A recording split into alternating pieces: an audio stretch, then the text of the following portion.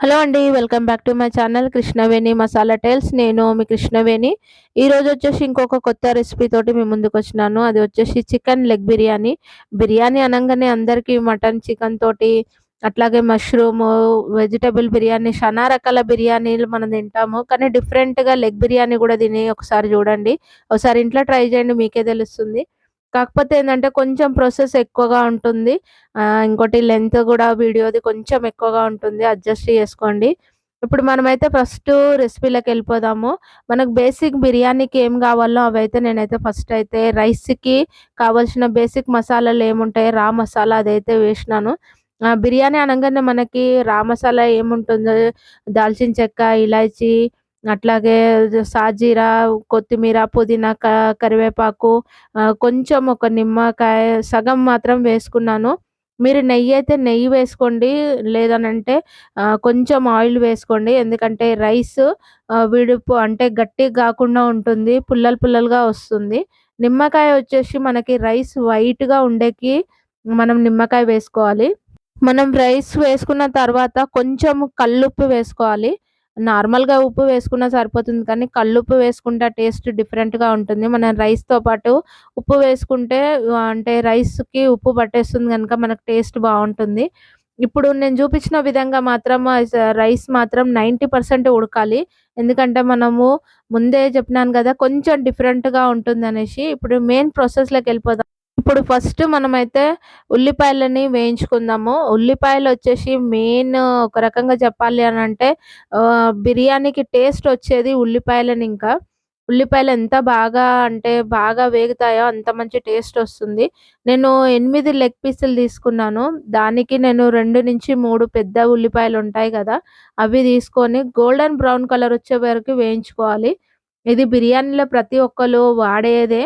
కాకపోతే ఏందంటే ఇది కంపల్సరీ ఉండాలి గనుక నేను దీన్ని యాడ్ జేస్తున్నాను. ఇప్పుడు మనం అంటే ఉల్లిపాయలు వేగిపోయినాయి. ఇవి తీసి పక్కన పెట్టేసుకుందాము. ఇంకోటి మీరు మీకొక చిన్న డౌట్ రావచ్చు. ఎందుకంటే నేను కొంచెం ఆయిల్ ఎక్కువ తీసుకున్నాను గనుక. మనము చికెన్ లెగ్ పీసులు గూడా ఇదే ఆయిల్‌లో గోల్డెన్ బ్రౌన్ కలర్ వచ్చే వరకు వేయించుకుందాం. మరీ డీప్ ఫ్రై గాదు.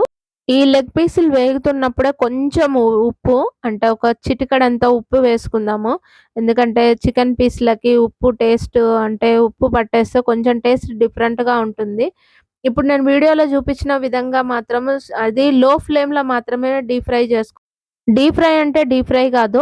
నార్మల్‌గా గోల్డెన్ బ్రౌన్ కలర్ వచ్చే వరకు వేయించుకుంటే సరిపోతుంది. నేను ఆయిల్‌లో ఉప్పు ఎందుకేసినానంటే కొంచెం టేస్ట్ డిఫరెంట్‌గా ఉంటుంది. ఇప్పుడు నేను వీడియోలో చూపించిన విధంగా గోల్డెన్ బ్రౌన్ కలర్ వస్తే సరిపోతుంది. ఇది ఎక్కువగా వేయించవలసిన అవసరం లేదు. ఇవి ఎక్కువ వేగినా గూడా టేస్ట్ డిఫరెంట్‌గా అయితుంది. గోల్డెన్ బ్రౌన్ కలర్ వస్తే చాలు.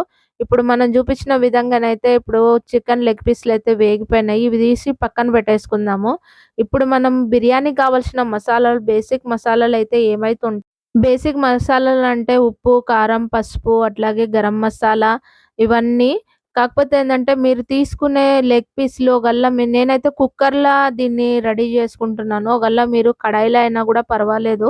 ఎందుకంటే నేను ఇద్దరి నుంచి ముగ్గురికి సరిపడంత మాత్రం చేస్తా ఉన్నాను. మీరు కొంచెం క్వాంటిటీ ఎక్కువైతే మాత్రం పెద్ద గిన్నె తీసుకోండా.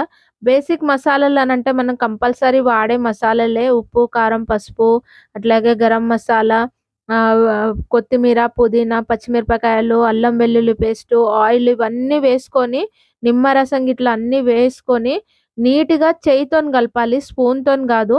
ఎందుకంటే మనం ఆల్రెడీ ముక్కలని కొంచెం అంటే చికెన్ పీస్‌లు ఉన్నాయి గదా! వీటిని మనం కొంచెం డీప్ ఫ్రై చేసుకున్నాం గనక ఇవన్నీ ముక్కలకు పట్టాలి మసాలా అంతా. మీరు పెరుగు తీసుకుంటారు గదా! అది కూడా ఎక్కువ పుల్లగా ఉండొద్దు. పుల్లగా ఉంటే బిర్యానీ టేస్ట్ అంతా చేంజ్ అయిపోతుంది. ఇప్పుడైతే నేను చూపించిన విధంగా మసాలాలన్నీ ఎంత బాగా అంటే మనకి కొంచెం టైం పడుతుంది. ఒక 5 నిమిషాలు మాత్రం బాగా కలిపేసుకొని ఒక 1 అవర్ పక్కన పెట్టేసుకోవాలి. అంతలోపు మన రైస్ రెడీ అయిపోతుంది గనుక, మన రైస్ రెడీ అయిన తక్షణము ఇవంతా అంటే 90% ఆల్రెడీ మనకి రైస్ ఉడికిపోయింది. ఇంకోటేంటంటే చికెన్ ముక్కలు గూడా మనకి డీప్ ఫ్రై అయినాయి గనుక అవి కొంచెం ఉడికిపోతాయి. ఎక్కువ టైం తీసుకోదు. మనకి వేయించడంలోనే ఎక్కువ టైం తీసుకునేది. మనకి బిర్యానీ ప్రాసెస్ అంతా అయిపోయిన తర్వాత కొంచెం ఒక 2 టేబుల్ స్పూన్‌ల నెయ్యి వేసుకుందాము. ఒకవేళ మీరు కలర్ ఏమన్నా వేసుకోవాలి, యాడ్ జేసుకోవాలి అనుకుంటే ఫుడ్ కలర్ అది గూడా యాడ్ జేసుకోండి. నేనైతే యాడ్ చేస్తలేను. ఇక బిర్యానీ అనంగానే మనకు ఫస్ట్ గుర్తుకొచ్చేదేందంటే, అసలకి లో ఫ్లేమ్‌లో మనం జేసుకోవాలి. నేను అందుకే కుక్కర్ తీసుకున్నాను గనుక లో ఫ్లేమ్‌లో పెట్టేస్తే సరిపోతుంది. కాకపోతే ఏందంటే మీరు కడాయి గిట్ల తీసుకుంటే మాత్రం అడుగు అంటకుండా తీసుకోండి. ఎందుకంటే మనం ఆల్రెడీ చికెన్ ఫ్రై చేసినాం గనుక ఎక్కువ టైం తీసుకోదు. జస్ట్ ఒక 5 నిమిషాలు మనం లో ఫ్లేమ్‌లో పెట్టేస్తే సరిపోతుంది. 5-10 నిమిషాలు. లో ఫ్లేమ్‌లో అయితే ఒక 10 నిమిషాల టైం పడుతుంది. ఇప్పుడు మనం అనుకున్న బిర్యానీ మాత్రం మనకి రెడీ అయిపోయింది. షన్నా అంటే షన్నా టేస్టీగా ఉంటుంది. ఒకసారి ట్రై చేయండి. అసలకి ఎట్లానంటే మనం నార్మల్‌గా తినే చికెన్ బిర్యానీకి, లెగ్ పీస్ బిర్యానీకి ఒక డిఫరెంట్ తెలుస్తుంది. మీరొకసారి ట్రై చేసి చూడండి. షన్నా అంటే షన్నా బావుంటుంది. ఇప్పుడైతే నా బిర్యానీ అయితే రెడీ అయిపోయింది. నేనైతే పెరుగుతోని దీన్ని సర్వ్ చేసుకుంటున్నాను. మీరు ఒకవేళ రైతాతోటైనా లేదంటే అట్లనైనా తినేయొచ్చు. కాకపోతే ఏందంటే అప్పటిదప్పుడు మనం ఎవరైనా గెస్ట్‌లొచ్చిండ్రు అనంటే మాత్రం సింపుల్‌గా అంటే అయిపోయే బిర్యానీ మాత్రం ఇది. ఒకసారి ట్రై చేయండి. Okay friends. Okay friends. ఎంతో టేస్టీగా ఉండే సింపుల్‌గా అయిపోయే chicken leg piece biryani ready అయిపోయింది. నేనైతే దీన్ని అంటే రైతాతోటైనా సర్వ్ చేసుకోవచ్చు. నేను పెరుగుతోని సర్వ్ చేసుకుంటున్నాను. అన్ అంటే డిఫరెంట్ టేస్ట్‌గా ఉంటుంది. ఇంకోటి ఎక్కువ మసాలాలు గూడా లేవు. బేసిక్ మసాలాలు మన ఇంట్లో ఉండే మసాలాలతోటే మనం రెడీ జేసుకోవచ్చు. మీకు గనుక ఈ రెసిపీ నచ్చుంటే మాత్రం నా ఛానెల్‌ని సబ్స్క్రైబ్ జేసుకోవడం మాత్రం మర్చిపోకండి. పక్కన బెల్ ఐకాన్ ఉంటుంది. దాన్ని ప్రెస్ చేస్తే నా నోటిఫికేషన్స్ ఒస్తాయి. ఐ హోప్ మీకు ఈ రెసిపీ నచ్చుంటే నాకొక చిన్న కామెంట్ జేసి చెప్పండి. Okay friends. ఇంకొక రెసిపీ తోటి మీ ముందుకొస్తాను. బాయ్.